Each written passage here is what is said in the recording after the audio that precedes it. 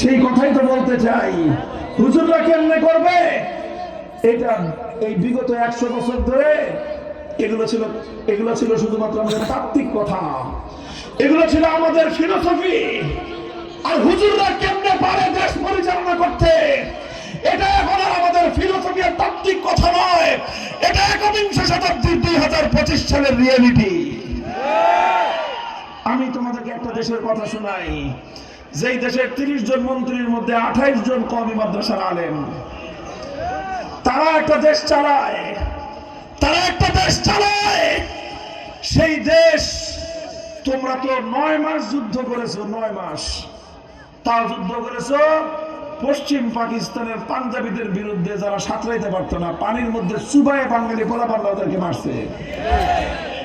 এই রাম ছাগল, এই পাঞ্জাবি পাঠানগুলা দুনিয়া বেকুব, মাথা বড় গিলু নাই, সারা শরীর ভর্তি শক্তি, মাথা বড় গু।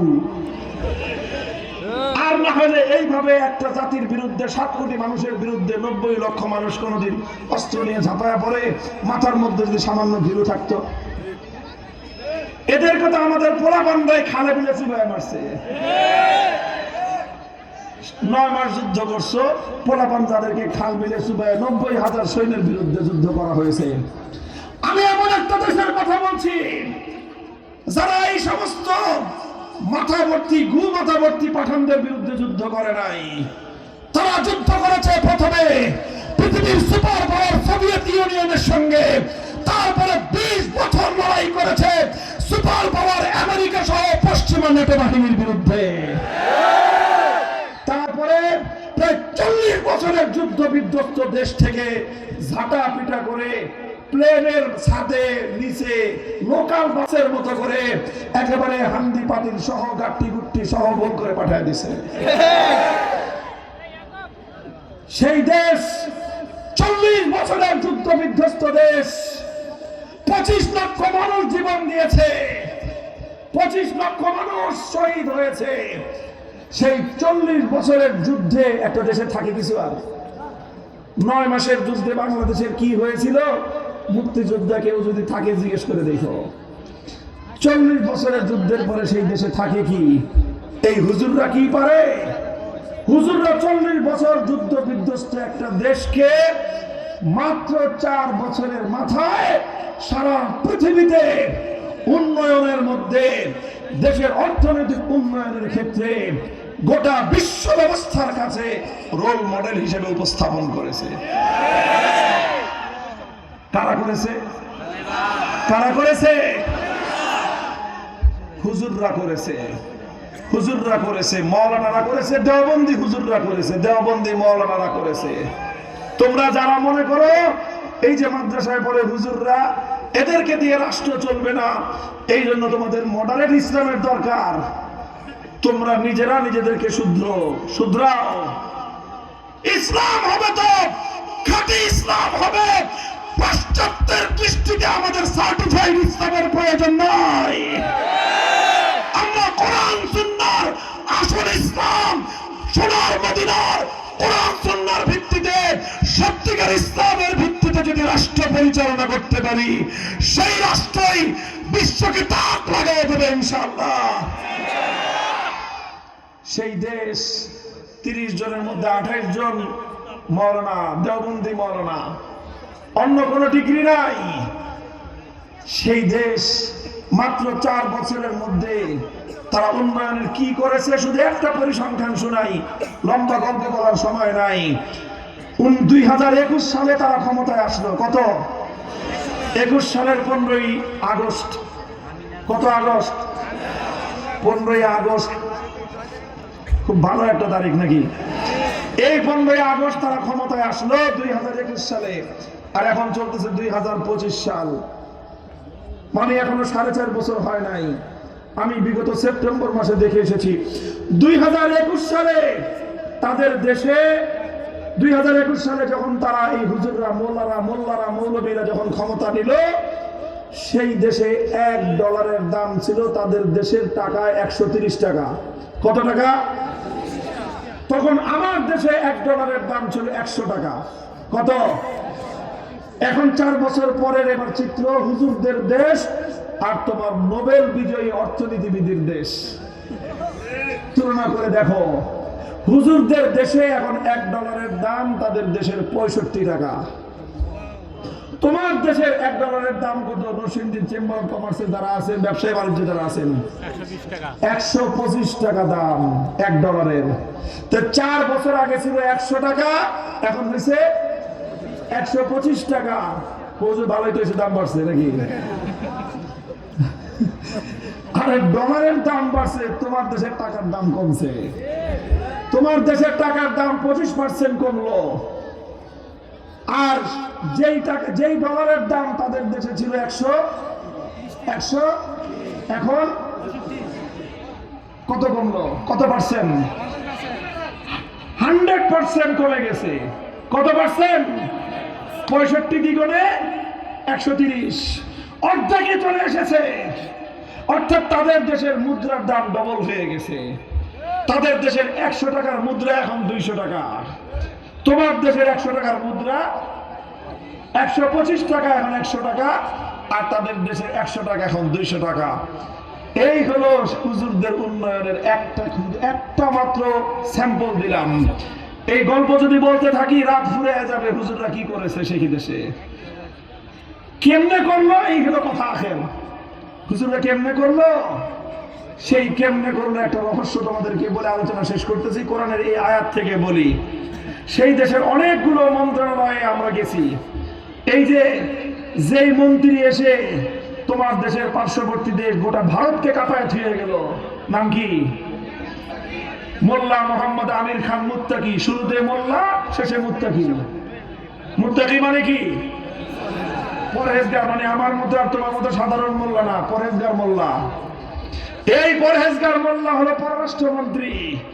শ্রমমন্ত্রীর সাথে দেখা হয়েছে আমাদের। তিনি হলেন মোল্লা ওমরের ছোট ভাই, মোল্লা আব্দুল মান্নান। সেখানে বিদ্যুৎ মন্ত্রীর সাথে দেখা হয়েছে, মোল্লা মনসুর।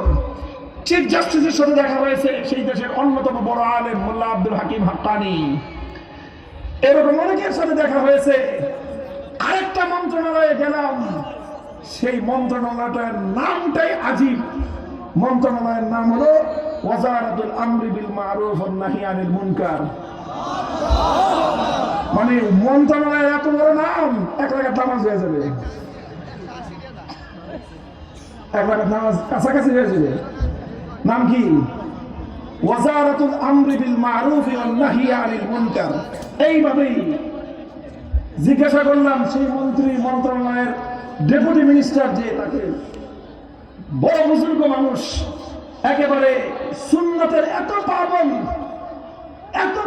সুন্নতের, মাথায় তো পাগড়ি আছে, হাতে তসবিহ, সবসময় তসবিহ জপতেছেন, সাথে একটা লাঠি, কিন্তু সুস্থ সবল মানুষ। ওনার যে পিএস, তিনি বললেন যে আমাদের ডেপুটি মিনিস্টার সাহেব এত সুন্নতের পাবন, লাঠিটা প্রয়োজনে রাখেন নাই। লাঠিতে ভর করতে হয় না, উনি লাঠি রাখেন শুধুমাত্র সুন্নতের উপর আমলের জন্য। এত বড় পাবন পরহেজগার মিনিস্টার হলো ওয়াজারাতুল আমরি বিল মারুফ ওয়ান নাহি আনিল মুনকারের মন্ত্রণালয়ের দায়িত্বে। তারা আমাদেরকে বললেন, আমরা জিজ্ঞাসা করলাম, হুজুর এটা আবার কি মন্ত্রণালয়? পুরা কোরআনের এক আয়াত দিয়ে মন্ত্রণালয় বানায় দিয়েছেন আপনারা। বলে যে অন্য যত মন্ত্রণালয় আপনারা গেছেন, পররাষ্ট্র, স্বরাষ্ট্র, বিদ্যুৎ, পানি, শ্রম, শিক্ষা, আগ্রম বাগ্রম, যত মন্ত্রণালয়, এগুলো সব মানুষ তাদের সুবিধার্থে বানাইছে। আর ওয়াজারাতুল আমরি বিল মারুফ ওয়ান নাহি আনিল মুনকার, এই ওয়াজারাতটা আমরা আমাদের কোন নির্দেশে পরামর্শে বানাই নাই, এটা সরাসরি আল্লাহর হুকুমে বানাইছি। তাদের জব, ডেপুটি মিনিস্টারের জব। বললো এই মিনিস্টার করার জন্য আল্লাহ বলছেন যে আল্লাযীনা ইম্মাক্কান্নাহুম ফিল আরদ আকামুস সালাত ওয়া আতাউজ যাকাত ওয়া আমারু বিল মারুফ ওয়া নাহাউ আনিল মুনকার। এই কাজের দায়িত্ব আল্লাহ দিয়েছেন, এই জন্য আল্লাহর হুকুম পালনের জন্য আমরা এই মন্ত্রণালয়টা গঠন করেছি। পৃথিবীতে একমাত্র দেশ যেই দেশে এরকম একটা মন্ত্রণালয় আছে। কেন আছে? কারণ সেই দেশটা হুজুররা চালায়। সুবহানাল্লাহ বলেন মিয়া। অনেকক্ষণ যারা কইতেছি, একবারও সুবহানাল্লাহ বলেন না। এই মন্ত্রণালয়টা হলো সেই দেশের সবচেয়ে পাওয়ারফুল মিনিস্ট্রি। আমাদের দেশের পাওয়ারফুল মিনিস্ট্রি হলো পররাষ্ট্র মন্ত্রণালয়, অর্থ মন্ত্রণালয়, প্রতিরক্ষা মন্ত্রণালয়। এই তিনটা মন্ত্রণালয়কে মনে করা হয় আমার দেশের সবচেয়ে পাওয়ারফুল মিনিস্ট্রি। সেই দেশের সবচেয়ে পাওয়ারফুল মিনিস্ট্রির নাম হলো ওয়াজারাতুল আমরি বিল মারুফ ওয়ান নাহি আনিল মুনকার। সৎ কাজের আদেশ, অসৎ কাজের নিষেধ বিষয়ক মন্ত্রণালয়, এটাই হলো সবচেয়ে পাওয়ারফুল। বললাম কেন এত পাওয়ারফুল, কেমনে হলো? বলে যে এই মন্ত্রণালয়টা সমস্ত মন্ত্রণালয়ের উপর খবরদারি করে। বলে যে আমাদের মন্ত্রণালয়ে একজন লোক প্রত্যেক মন্ত্রণালয়ে আছে, পররাষ্ট্র মন্ত্রণালয়ে আমাদের লোক আছে, অর্থ মন্ত্রণালয়ে আমাদের লোক আছে, পরিকল্পনা মন্ত্রণালয়ে আমাদের লোক আছে, স্থানীয় সরকার এবং পল্লী উন্নয়ন মন্ত্রণালয়ে আমাদের লোক আছে। আমরা কাজ করি, মন্ত্রীরা ঠিক মতো কাজ করতেছে কিনা, মন্ত্রী আমর বিল মারুফ ওয়ান নাহি আনিল মুনকারের এই নীতিতে তারা কাজ করতেছে কিনা আমরা সেটা দেখছনা করি। অর্থাৎ সমস্ত মন্ত্রীরা, সমস্ত মন্ত্রণালয় আল্লাহর কোরআনের এই আয়াত আমর বিল মারুফ ওয়ান নাহি আনিল মুনকারের এই মন্ত্রণালয়ের ভয়ে তারা তটস্থ থাকে। একটু উল্টাপাল্টা করলে এই মন্ত্রণালয়ে রিপোর্ট হয়ে যাবে, এই মন্ত্রণালয়ে রিপোর্ট হয়ে গেলে আর মুক্তির উপায় নাই। বন্ধুগণ, একটা বিচার ব্যবস্থা তারা কায়েম করেছে, সুবহানাল্লাহ। লক্ষ লক্ষ মানুষের কাছে উন্নত অস্ত্র, তোমাদের দেশের মতো ভাঙ্গা পিস্তল আর বন্দুক না, AK-47 রাইফেল, কমপক্ষে কয়েক লক্ষ মানুষের কাছে AK-40 রাইফেল আছে। তুমি ওই রায়পুরে যদি একটা রাইফেল থাকতো, রায়পুরা না চলে, যেই তোমাদের হাতে তো বন্দুক পিস্তল কিছু নেই, টাকা দিয়ে তোমরা যা করো। যদি AK-47 রাইফেল থাকতো, এই মানুষ সব চর খালি হয়ে যেত। কথা ঠিক কিনা? সেই দেশের লক্ষ লক্ষ মানুষের কাছে এরকম ভারী অস্ত্র আছে, কোন মানুষ মরে না। ডাকাতি নাই, ছিনতাই নাই, রাজধানী নাই, রাস্তাঘাটে সন্ত্রাসী নাই, কোন মানুষ কোন সম্পদ ব্যবসা করবে চাঁদা চাওয়ার মতো আসমান আর জমিনের মধ্যখানে কারো দুঃসাহস নাই। ডাকাতি করবে, ডাকাতি করবার সাহস কারো নাই। খুন করবে, কাউকে খুন করার দুঃসাহস কারো নাই। কেন নাই? কারণ তারা বিশ্বাস করে, তাদের জানা হয়ে গেছে আমি আজকে খুন করব, 2 সপ্তাহের মধ্যে আদালত আমার বিচার করে আমাকে কল্লা উড়াইয়া দিবে, ফাঁসি দিয়ে মারবে না। মানুষের সামনে হাজার হাজার মানুষ একত্রিত করে কিসাস জারি করবে। আল্লাহর কোরআনের বিধান, শুধুমাত্র করদানের উপর তরবারি মারবে, মাথা উড়ে গিয়ে পড়বে আরেক জায়গায়। এই জন্য কোনো খুনি খুন করে না, কারণ জানে আমি খুন করার পর সর্বোচ্চ আমার হায়াত কয় সপ্তাহ? 2 সপ্তাহ। আপিল করলে 4 সপ্তাহ, উচ্চতর আপিল করলে সর্বোচ্চ 6 সপ্তাহ। 6 সপ্তাহের পরে সর্বোচ্চ আদালতে গিয়ে এই মামলার সমস্ত আপিল মীমাংসা হয়ে কেসাস জারি হয়ে যাবে। আর তোমার দেশের খুনিরা কি মনে করে? তোমার দেশের খুনিরা, সন্ত্রাসীরা, চোরেরা, বাটপারেরা মনে করে মামলা দিবি, দে, তোর কত টাকা আছে, আমার কত টাকা আছে, দেখা হবে।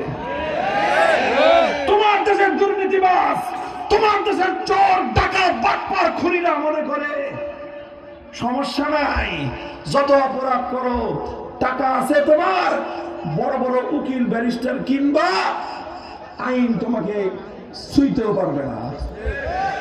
কথা বলো ঠিক না বেঠিক?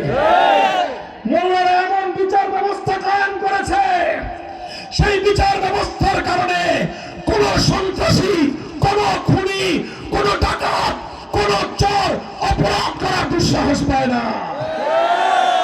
4 কোটি মানুষ শান্তিতে বসবাস করে, অর্থনৈতিক সমৃদ্ধি ঘটতেছে। আমার কথা শেষ। আমি বলতে চাই, গল্প বলে লাভ নাই, গল্প বেশি বলার দরকার নাই। হে বাংলার মুসলিম জনতা, আমরা তোমাদেরকে বলতে চাই, ওঠো, সাহস করো। স্কুল, কলেজ, ইউনিভার্সিটির ছাত্র জনতা আমার, যেভাবে জুলাই বিপ্লবের সময় এদেশের মাদ্রাসার ছাত্রদের সঙ্গে ভ্রাতৃত্ব গড়ে তুলেছিলে, এদেশের আলেমদের সঙ্গে তোমরা যেভাবে ভ্রাতৃত্ব গড়ে তুলেছিলে, এই ভ্রাতৃত্ব যদি আরো মজবুত করতে পারি, আগামীর বাংলাদেশ হবে ইসলামের বাংলাদেশ, আগামীর বাংলাদেশ হবে খেলাফতের বাংলাদেশ।